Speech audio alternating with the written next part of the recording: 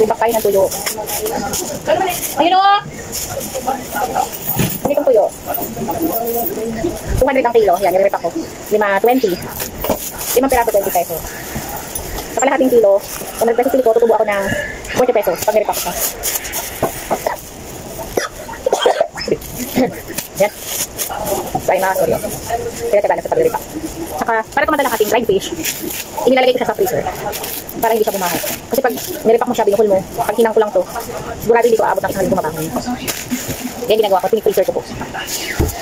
So, ito dilis. Napakamahal. 500 ang kilo ng dilis ngayon dito sa amin. So, nirepacking ko po ng 20-20. Nirepacking natin ng 20-20 kung magkano ang tutubuhin natin.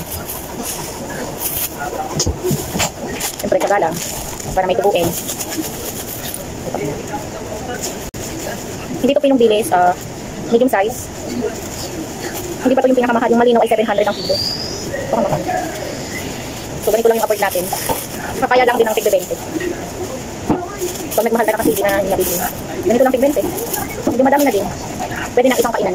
Mga 2 tao na kakain. Tingnan natin kung magkano ito tubuin. 100 pesos lang ang binili ko nito. Dapat mag-12 ito. Ay, 12, 7, balo. Tinitin lang natin.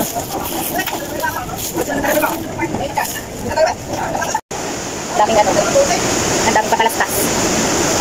Nagsasaing, nag-aatikas ng anak. Lakas ko ng ulan.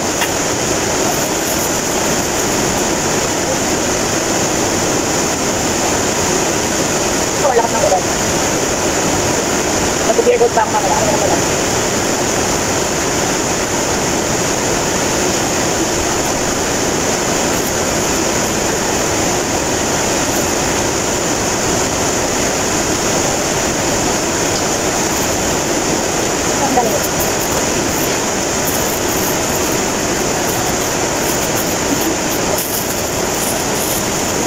Bawasan natin, hindi natin makain.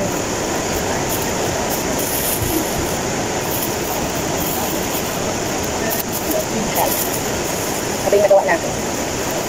1 2 3 4 5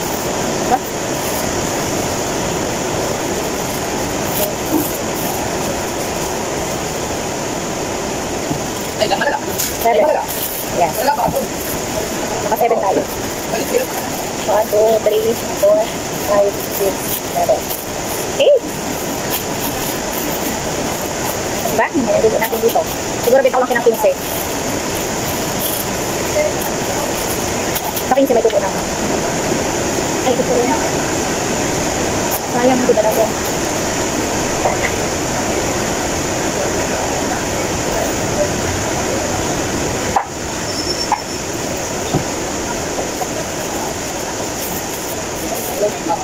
Ayan. Bigyan silang ano may right there. Bigyan silang ating kilo ha. Bigyan silang to. Ay, ito. Ito naman mga ka-story, law-law naman to.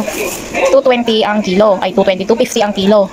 Ngayon, nirepack ko siya ng ilang piraso? 2, 4, 6, 7 pieces. Tingnan natin kung may tutubuin tayo sa 7 pieces. Yan. Kilo. Pako. Para saan pako natin pa? Pako. Pako. Wala din yung paksibayin ko.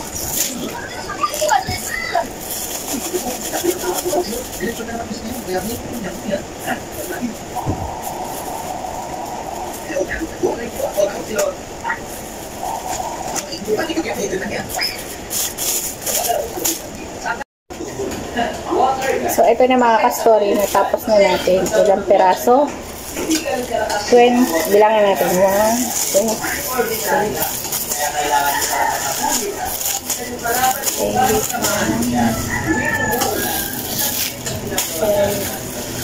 11, 12, 14, 15, 16, 17, 18, 22.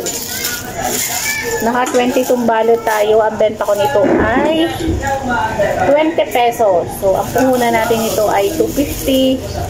Tapos, nag-plastic tayo. Sabihin natin ng 3 pesos na plastic. So, ang puhunan bali 253.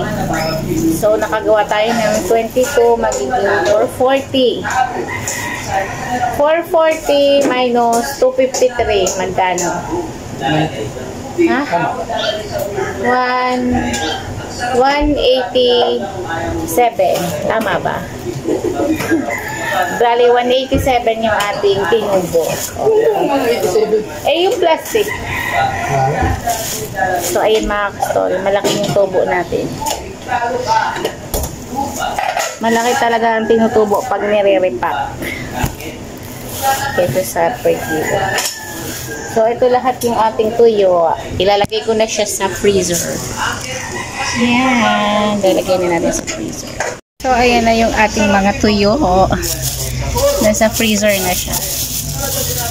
Ilalagay ko talaga yan sa freezer. Counting frozen. Tapos mga tuyo talaga lang laman yan, tsaka mga ulam. Kasi nandito naman yung aking mga frozen. Wala nang laman. Nasa isang freezer. Ayan yung baba.